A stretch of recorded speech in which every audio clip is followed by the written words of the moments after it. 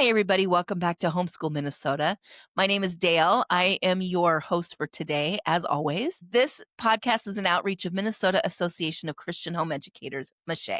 We're so glad you joined us today. You know, sometimes I just am amazed by God's timing. And yesterday in our state, we are recording this episode the day after the tragic school shooting at Annunciation School here in Minneapolis, just not far from where I live, actually. And I just find God's timing very interesting because this episode was scheduled more than a month ago, long before that tragedy happened and long before it was revealed who was the shooter, and the situation that he was dealing with, and just the situation in general. And it's interesting to me how God does that. Because today we have Denise Shick with us. And Denise Shick has written this book, and you can tell I have marked it up, Out of the Darkness and Into the Light. And it's Winning the Battle of Gender Identity. And, I think Denise has a very unique story about gender identity and how it has affected her and her family, and how God has positioned her to be uniquely able to speak to truth to this situation. But first, let's just welcome Denise to the show. Hi, Denise. Hi, thank you for having me with you. Thank you for coming. Can you just, before we get started, just tell us a little bit about yourself? Sure. Most people want to say, why are you even speaking or ministering, in this style of type of ministry? Yeah. And I really begin with being that 9-year-old girl on that summer day when my father had asked me to go outside and sit with him, and shared within seconds of his desire to become a woman. Obviously, that just changed my life, changed my perspective of men, trusting God, what is natural, what is unnatural, all of those questions when a child is trying to process such news on top of the grief.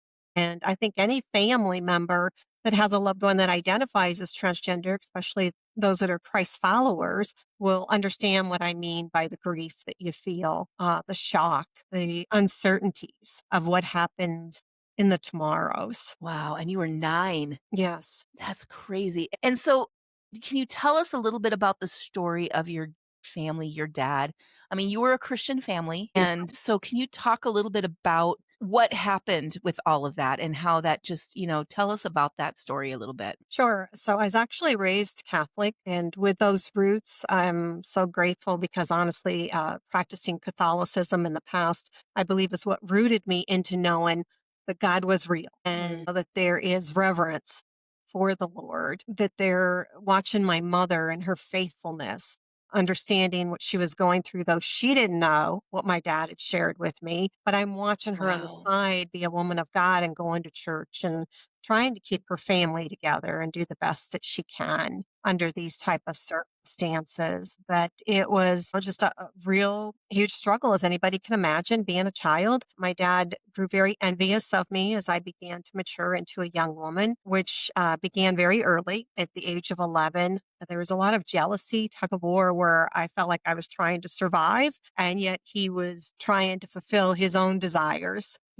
through me in different ways. Signed me up for ballet classes, for baton classes, and almost like things that he himself would have liked to have done at that point. But when you start to mature into a young woman, the jealousy that was displayed in the anger at times. You would have, if anybody would have been in the room with me to see the looks and to feel what I felt, there was no doubt that they would understand what I'm talking about here. Wow. So it was, at that point, honestly, by the time I was 13, I didn't feel good about being a girl.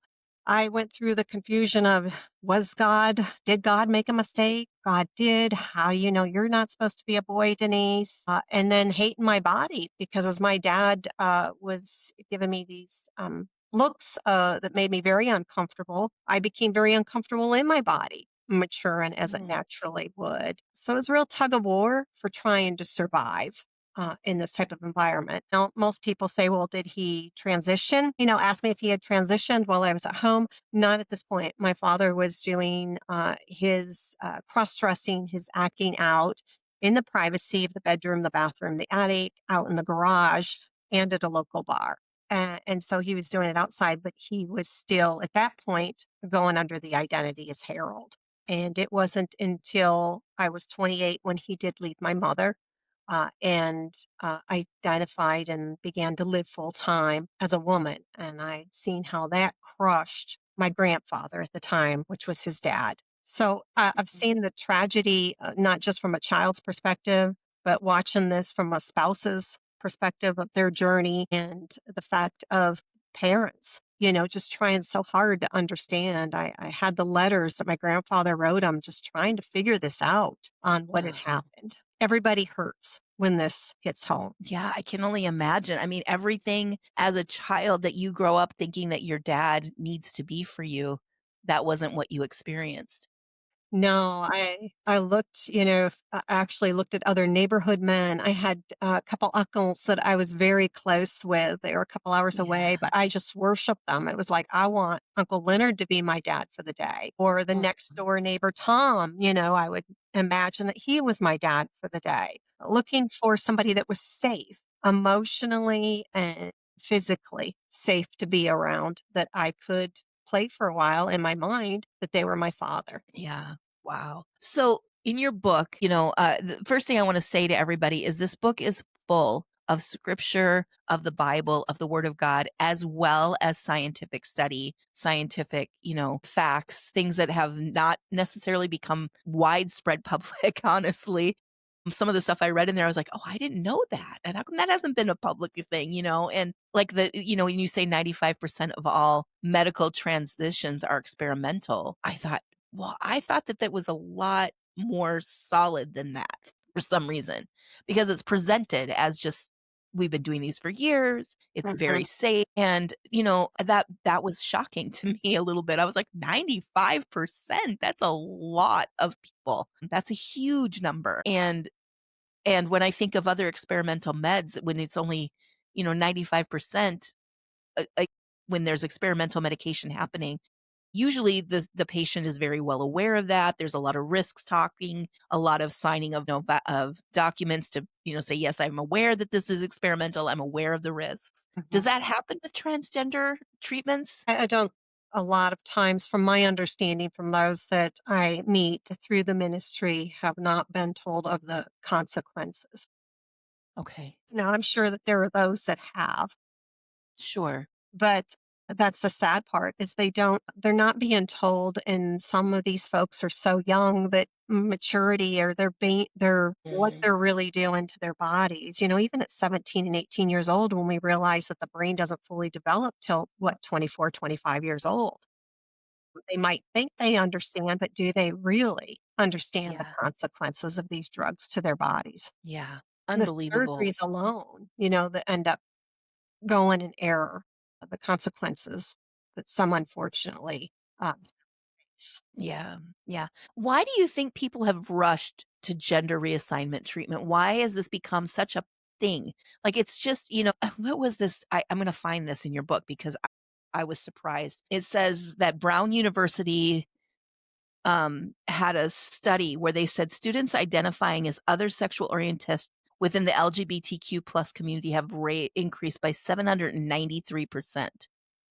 That is unbelievable to me. Why do you think that is right now? Is it because I guess I'm not sure what that means. Yeah, I think there's a couple different things that we need to look at that's happened in Sure. society. One of those are when we look at the consequences that sometimes occurs with social contagion that we call it, right? And that is Yeah. where not when I remember the first. Let me back up. I remember the first phone call that I had received from a mom whose daughter was had been best friends with these two other girls since elementary age, and now they're in junior high school and all three of them wanted to transition. Now, that's not what you're going to call a genuine case of gender confusion. That is more of the social contagion. My friend's doing it because, and I think, yeah, I want to do it, or there's peer Yeah. pressure. If somebody announces or identifies as trans, it's celebrated. If somebody's struggling with their own self identification of who they are, or they have an unmet need, through feeling validation. Yeah. This is the way to get all of those needs met illegitimately through that. And then, of course, we have our public school systems, educational systems, the libraries, all of them that have partook in trying to advance the gender ideology for years now. And I say Yeah. years because I believe it was in 2013, right in there, where I had attended a board meeting for a Chicago elementary school that at that time was hiding from the parents of their son dressing as a girl and identifying as a girl at school. This Wow. is before anybody really heard. I think when COVID came out, then the facts came out Yeah. what our Yeah. children were being what was being released upon them. Yeah. But you also have school teachers that have asked young children on a Friday particular, do you still identify as a boy this week? When we create such questions, that would almost make a child feel shame like there's something wrong with them if they're Yeah. still identifying as a boy or a girl. So there's been a lot of influences, but what I look at with individuals when I'm speaking with them is the brokenness of the heart, and it's the heart that Jesus wants. Yeah. Everybody experiences, even somebody with a social contagion. So why are they having that need to be celebrated? What is a healthier way to meet those needs that doesn't end in destruction, Mm. physically, spiritually, emotionally with them? And I know with my own dad, I understood before he even shared with me at 9 years old that my grandmother was an alcoholic. I knew there was some emotional abuse that had taken place that a witness had witnessed when my dad was young. I Mm. already understood that he and my grandfather did not get along. It was a very tense relationship. What I didn't realize until that day is that he'd been sexually molested. Now, he didn't share with me who, but he let me know that.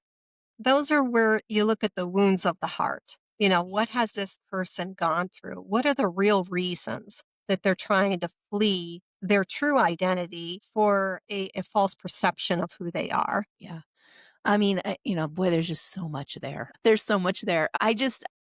My question is, can you talk about the relationship between gender confusion and suicide? There seems to be a lot I mean, it feels like it just goes hand in hand in so many ways. And when you talk about like how a child or a person as they grow and they've been maybe emotionally abused and sexually abused and all these other different types of abuse have happened to them, or that even just the disconnect between them and their parents in so many ways. And then you have heaped on top of that people who are authorities in their life, like their teachers, asking them, do you feel like you're a boy still this week? Mm. And then you bring the celebration when somebody chooses, that they're gonna transition or start that process of just identifying differently. It just fills that need in them of feeling like they belong to something. When does reality set in, and what happens then?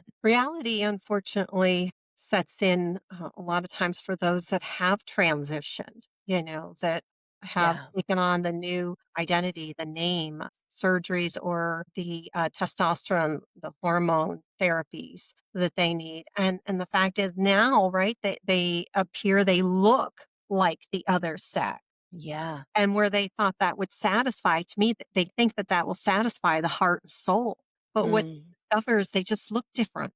The brokenness in the heart is still there, the wounds of the Yeah. heart. Even again, if that is somebody that's had a perfect home, but they don't feel good about themselves, that's Yeah. not God's desire for them. And so they come to a place of just feeling incomplete and the regrets that become overwhelming to them.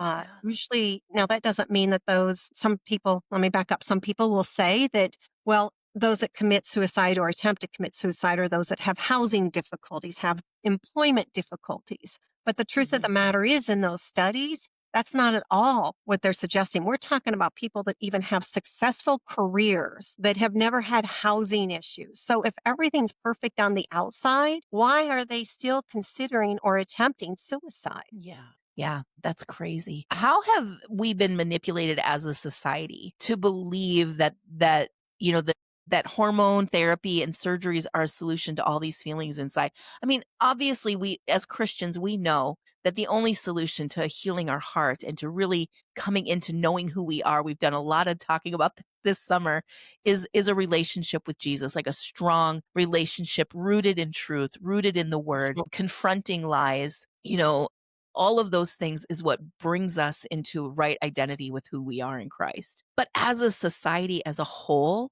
and we're talking about our vulnerable, like our children, our young kids, our teenagers who are already like, I just remember feeling like, do I even know myself? I mean, who am I?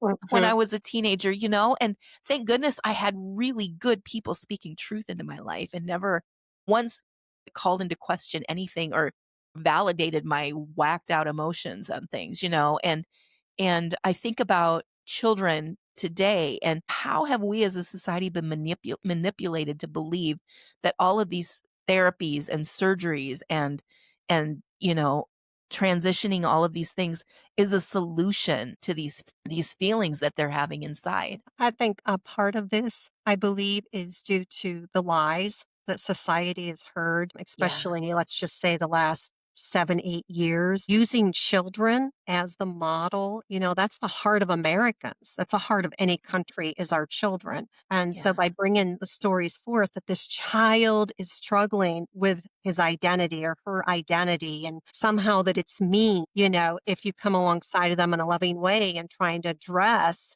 that Yeah. gender rejection or confusion that they're experiencing to bring them Yeah. into oneness and wholeness of who Christ had developed them to be. So, definitely the way that the agenda has used our young children to get to our heart and think, well, I don't want that little girl or that little boy to suffer. Well, none of us do. But again, if Right. this doesn't bring complete fulfillment and peace to a person, then where are we really leading the children? Yeah.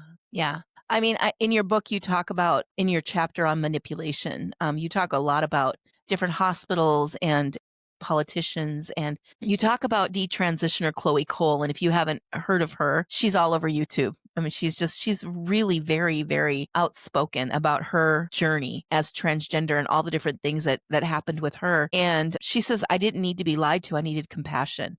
I needed to be loved. I need to be getting therapy to help me work through my issues. And then there's that lie that they always say is, would you rather have a dead daughter or a living transgender son? And that's just so hard on a parent's heart because they would rather to have their child no matter what. I mean, that's Right. just as a parent, they obviously would rather do whatever they need to do to alleviate the pain of their child. And to say something like that to a parent who is honestly asking questions about what their child is dealing with, it's a manipulation to make them go, well, of course I want my child to live. So I guess we do whatever it takes to get my child to stay alive. Did you ever feel that with your dad? Like some sort of like, well, are you going to accept him for who he is? Or I mean, I wonder about manipulation for children whose parent is going through this. Is that something that you often felt growing up as well? Well, I definitely was concerned about his emotional well being again, because I did Yeah. recognize and knew of the situations that he had endured. And I do recall as a teenager when my father had asked his dad to take his hunting guns and to keep them because he had feared he would do something. And again, Wow. as a child, I just thought, why isn't anybody seeing what's going on? I mean, as a child, I really, Wow. 9 years old, I honestly processed all this and thought, Dad is hurting. Let's address the Goodness. hurt, not, partake in. There's a real concern if somebody's asking you to take their hunting rifles and to keep those because they're considering self harm. So Wow. this is why it's so important that I really believe that it comes to the center of the heart, the core of the Yeah. heart. And again, that's what Jesus wants is their heart. He doesn't Yeah. want them to be in this hurting place, but rather work through whatever woundedness has occurred in that person's life. Yeah. So, okay, so then I guess it comes down to the question that I like to ask a lot is, as parents, as the church, how can we do better? Like, what do we do in these situations? Maybe it's not even our kids. Maybe it's a niece or a nephew or a grandchild or a neighbor child or a child, a family that that is dealing with these situations. How can we do better? What can we do as parents if our child is what are some signs that we can look for? What are some things that we can put in, just pour into our kids? I know you talk about language and how words can really without even realizing it, how that can cause issues. Can you talk for a little bit about just what are some things that we can look for? What are some things that we can be intentional about? And when we do see something like this coming into our church or into our family sphere or something, how do we dialogue that with our kids, but also come alongside the family that's dealing with this? Yeah, those are terrific It's a questions. lot of questions right there. It is, if I forget any, just, remind me of where I am. But Okay. I think it's so important, first of all, is parents or family members in general, instead of looking at what we can't do, we look at Yeah. what we can do. And we can, if we don't have the best, the closest, or the time invested into that child's in that relationship, then begin to shift, make some changes so that the child can experience a good, healthy relationship with mom as a woman of God or dad as a man of God. So that that Mm, child feels welcomed, especially if it's a boy, he needs to feel welcomed into that masculine world. That's yeah. not a bad thing, right? In society, Yeah. it's bad to be a man, if you get Yeah. angry or for different things that occur. And I'm not justifying abuse or anything like that. But boys today really have a tough time in feeling that it's okay to be a boy because of the Mhm. social messages that have come their way. They need to see Yeah. what a good, healthy role model of female and male looks like, and Yeah. be intentional with that child's emotional bank. Build Mm, into the child. Speak about the gifts that they have. Everybody is created so uniquely different. I love to use this example. So I have two daughters, one that was very interested in dance from kindergarten through being a senior in high school. She took ballet, tap, and jazz. She loved it. Our younger yeah. daughter went to dance class 3 times. And she looked at me outside and she said, Mom, I'm not a girly girl like my big sister. She said, I That would would be rather me. work on cars. I would rather go Yeah. out and target shoot with dad. I would, Yeah. and I thank God because of my experience, because my fear was if I don't become interested in what she's interested in, I'm going to lose an opportunity of relationship with her. I Mm, couldn't tell you what makes or Fords or Chevys or anything else. I'll tell you if it's a blue car, exactly. If it's pretty or not, I know that. Yeah, but I had to become interested in what she liked to do and to partake in that. So if your child, is more like my younger daughter, don't back away because you don't know, but become interested. It's going to be a work involved relationship. If your son is Yeah. more interested in artwork or piano classes, that doesn't mean that he's any less a boy. It just means that God has gifted him differently. So we want to Yeah. praise our children where they are gifted. If they're caring of others, thank you for being so considerate of your friend, things like that, where we're building into the person that they are. Perhaps Yeah. a young boy went to go mow the yard for a widow and just sharing your gratefulness for the consideration they've shown. So we have to feed into this child to build them up, build their emotional bank. It's Yeah. given them all the positives. The world's got enough negatives. We don't need to do Exactly. that at home. So Yeah. I think it's so important. Begin discussions with them about LGBT. Don't wait until they come home or you discover it some other Yeah. way, but rather age appropriate level to begin these discussions. If they're a preteen and they're in social media, what do you like about social media? Well, who do you like? You're trying to ask questions Yeah. that will develop your understanding of what are they following and allow your influence. Maybe it's an older teen where they have a friend that was hurt by a church, by a Christian person. Well, what do you Yeah. think the church or the person could have done better? Yeah. Let them know that not everybody's like that. Honestly, I think church people, we hurt people when Yeah. we don't understand brokenness at a certain level. So, Yeah. another way to explore that with your child, not everybody understands. Let's pray that that person does come to a better understanding so that your friend and others aren't hurt like that. We don't want them to Yeah. see God through that kind of a mirror. Yeah. We want them to see God for the heart that He has for them. Such a good answer. And we have to remember that things like compassion and sensitivity and loving heart and generosity are not gender exclusive. Men can be compassionate and loving and gentle of spirit and be manly. and women can be brave and strong and visionary and be feminine at the same time. It's Yes. not, these are not gender exclusive things. So we don't need to worry when our son appears to be a little more sensitive to others. That's just such a godly trait because we reflect his character, and that's who God is. And Yes. so reminding ourselves and our children that we want to reflect God's character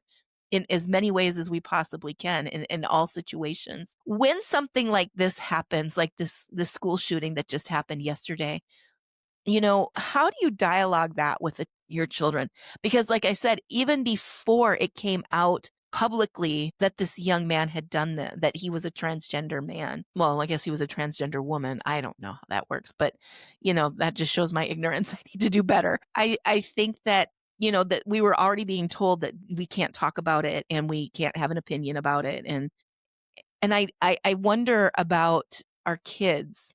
How do we have those conversations with them in a compassionate way? Because I don't want there to be this, like, there's this other backlash of just anger towards him, and I there's somewhere in there is what God would want us to do. Can you talk about what that might look Yeah. like? And again, I think we need to remember age appropriate level, Yeah, for what the child is, what they've heard. yeah, Can you tell me what you've heard about this situation? And what do you think, where you're allowing yourself to hear whatever age the child is, what do they think about this? And then to bring an understanding that people that hurt people usually are hurting themselves, yes, and that due to the broken world that we live in, mhm, unfortunately, these type of devastating situations occur. But for them to understand that they are a hurting person. I mean, obviously, somebody that goes in with guns is hurting somewhere. There's yeah, something that's gone wrong in the sense of the core of the heart and how in he so many felt about ways. himself or, where he Yeah, was. And then circle around the need for prayer for these families. I can't even begin to imagine the tragedy that they are feeling today, the day yeah, after. And the students, we can be praying for yeah, the fellow students that lost somebody. That would bring an understanding of showing compassion for those that endure very difficult situations like this. yeah. I really didn't have words when I had seen that it was a person that identified as transgender. And honestly, I thought, first of all, of these parents that lost their precious, precious children, those that are Yes. wounded, but also the mother of this son that lost her precious son and the guilt that she may be feeling at this time Yeah. because of the lives Yeah. lost. Absolutely. Well, Denise, can you tell us a little bit about the ministry that you work with? Yes. Help for Family has been around for 22 years this coming February. So we've been around for a while, Wow. supporting families, coming alongside of them in a biblical counseling, life coaching way. But we also have webinars, resources such as ways to describe these type of situations that we're talking about the brokenness with children through my Yeah. children's book series. And those were developed to give faith-based parents a way to help them understand when Jane may come to school identifying as Joe, but let's look at it from a compassionate biblical way. Wow. So I love always that. working on resources to provide education and helpful tools for people to use. It's really the ministry has just been used in a way of encompassing the family wherever they are. If it's the parents, is it a spouse, Mhm. is it the individual that's struggling, that they come to know the love of God at a much deeper level. Like, with parents and Yeah. family members, I think part of our journey is learning to trust God with all of our heart, which is not Yes. easy in these type of No. situations. No. Wow, I love that. I do. And I'm going to link Jane's children's books and the resources that she mentioned, not to mention her ministry, in the description of this podcast. So if you have any questions, if there's anything that you just want to talk with her about or purchase those books, or have access to resources, you will find them in the description of this podcast. Again, this is the book, Out of Darkness and Into the Light. You will find that linked below. Denise, I just really believe this was God's timing. He's so Mhm. perfect. He's so good. He plans things ahead of time for us because he knew we would need this. So it makes me emotional how God just loves us so much. Yeah, thank you so much Thank for you. today and for being here and doing what you do. What an amazing ministry, and what a unique perspective that God took what was so hurtful to you as a child and turned it into so much good and just redeemed it for you and redeemed it for so many people that you ministered to for 22 years. So thank you for that. Thank you for being obedient. Thank you. And for my listeners, we just are so grateful that you guys are here. Thank you for listening. Thank you for tuning in for wherever you are in the world. We just are so thankful. And if you have any questions, you can contact us. We're here for you. We at MÂCHÉ, Homeschool Minnesota, we pray for you. If you are not a homeschooler or not from Minnesota, we still pray for you. We care about you. So if you have any questions, contact us. And if we can help, we will. We'll get you in touch with somebody near you who can help you. So thank you so much. And you all have a wonderful day. Thank you, Denise. Thank you.